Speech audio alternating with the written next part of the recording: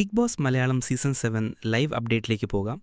രണ്ടാം ആഴ്ചയിലെ ആദ്യ മോർണിംഗ് ടാസ്ക് ആകെ നശിപ്പിച്ചിരിക്കുകയാണ് മത്സരാർത്ഥികൾ. ടാസ്ക് എന്താണെന്ന് വെച്ചാൽ റാങ്കിംഗ് ടാസ്ക് ആയിരുന്നു. അതായത് 1 മുതൽ 19 സ്ഥാനങ്ങൾ ചർച്ച ചെയ്ത് തീരുമാനിക്കണം.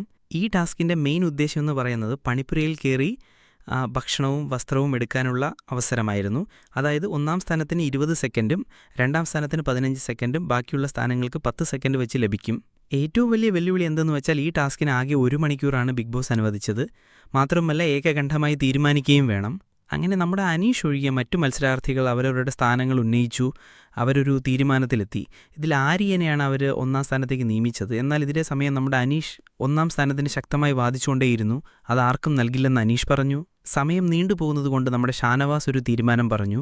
നമ്മളിവിടെ ബുദ്ധിപൂർവ്വം നീങ്ങിയില്ലെങ്കിൽ നമ്മുടെ സമയം നഷ്ടപ്പെടും. തൽക്കാലം നമുക്ക് 1-ാം റാങ്ക് അനീഷിന് കൊടുക്കാം എന്നൊക്കെ പറഞ്ഞു.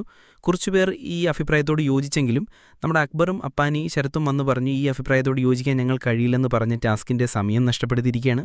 എന്തായാലും ഈ ആഴ്ചയിലേക്കുള്ള ഭക്ഷണവും വസ്ത്രവും നഷ്ടപ്പെടുത്തിയിരിക്കുകയാണ്. സോ ഇവിടെ നടന്നതൊരു വാശിപിടുത്തമാണെന്നാണ് എൻ്റെ പേഴ്സണൽ അഭിപ്രായം. ഈ വിഷയത്തോട് എന്താണ് നിങ്ങളുടെ അഭിപ്രായം? കൂടുതൽ അപ്ഡേറ്റുകൾക്കായി ചാനൽ സബ്സ്ക്രൈബ് ചെയ്യൂ.